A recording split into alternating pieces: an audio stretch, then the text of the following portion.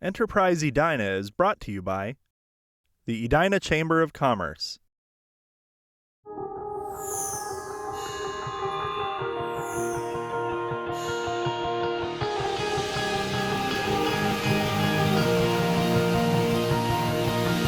Hello, welcome to Enterprise Edina, a program where we connect you to businesses here in our community. I'm your host, Lori Severson, and today we're at Centennial Lakes at the Microsoft Technology Center. Businesses of all sizes come right here for help in solving their IT problems. But did you know that the leading edge technology is actually being created right here in Edina? Why don't you follow me and let's take a look at Innovation Alley and see what's happening over there.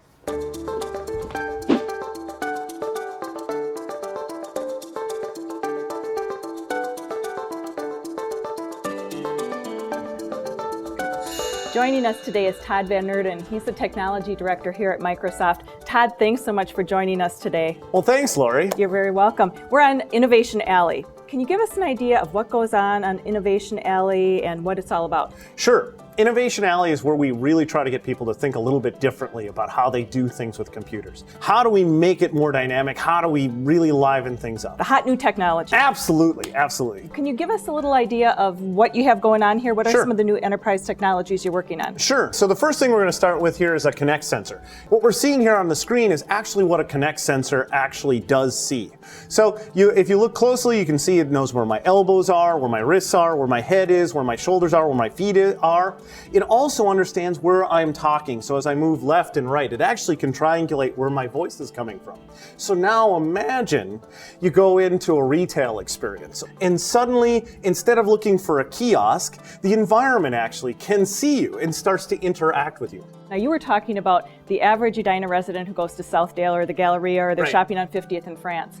Give us an idea of how this technology can be used in the retail environment. We're trying on some clothes. We've got a rack of clothes. Absolutely, brilliant, brilliant. So actually Nordstrom's now has a booth where to use two Kinect sensors. So a woman enters a specific kind of dressing room. She's essentially wearing like a leotard or like long underwear, if you want to think of it that way. The two Kinect sensors actually scan and create a three-dimensional model of her body and then compares that to the cut of various jeans so that they can get the perfect fit for the customer coming in without all the trying on and taking off. I'm there. What's next? So if we walk over here, we put an experience actually on the floor. So if I walk into this circle, you'll actually see a set of menus appear. If I step on it, it will automatically drop us down to the roof of this building. Sort of, I want to put a computer in the environment. I want to show people where they are rather than finding a kiosk. So this is an example of actually applying the Kinect technology in an interesting space. So if we move down the alley and we check out the SUR40, this is unlike any other computer you've ever seen. This is amazing. Go ahead and try. Actually, I want you to notice you don't have to touch the screen. That's because there's actually a camera between every other pixel on this display.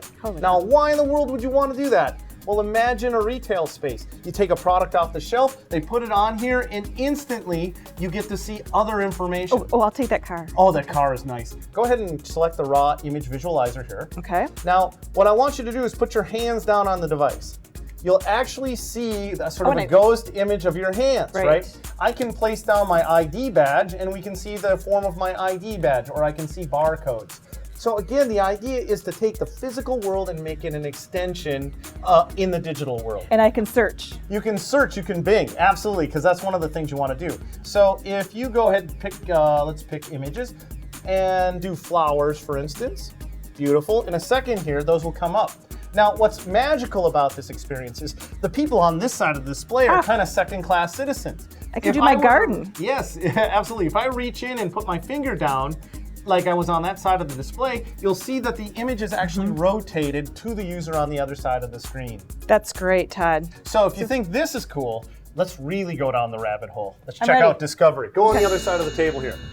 Todd, this is a piece of innovation that I think every student or teacher would love to have in the classroom. Can you tell us a little bit about it? Yeah, so one of the things we thought about was how do we make studying science a little more interesting? So if I walk up to the table, a set of fossils will be fluoresced here that I can reach out and I can grab the trilobite fossil. The system knows that I grabbed the trilobite fossil, goes out, gets a map, shows me where trilobites are found, does a Wikipedia lookup, and shows me where more trilobite images that I might want to research. So this is kind of cool. Again, the idea is kids don't have to go do lookouts. We just understood what you're after. And the table isn't anything special. You can use it on a desk at school. You can use it at home on the kitchen table. Absolutely. So maybe we want to take this information home. So we might do something like this. Now I can reach in and you'll see the blue orb. I can grab that information or put it in my pocket. Now imagine taking home your homework that way. That's amazing. Or I grab the information and I want to share it with the class, so I throw it up on the screen. Now it's actually being transmitted directly to that TV. My kids may have even done their homework. They could have. Actually, one of the favorite questions is, can it do the homework for me? Sorry, not so much. Todd, that's absolutely amazing, but I'd like you to give us a little information on what goes on really here at Microsoft in Edina. What do you guys do here? So our job here is really to sort of foster innovation.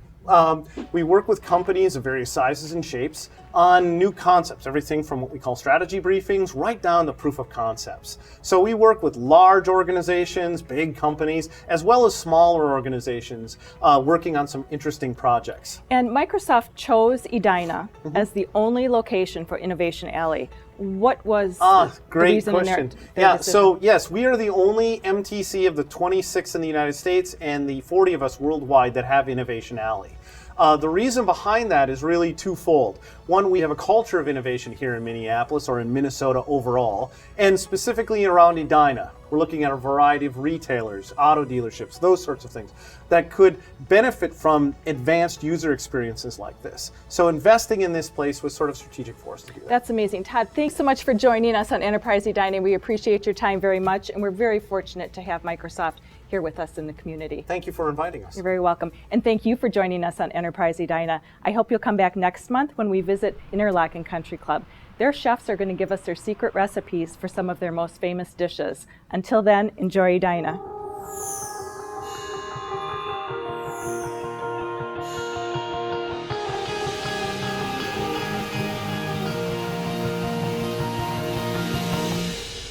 Enterprise Edina is brought to you by the Edina Chamber of Commerce.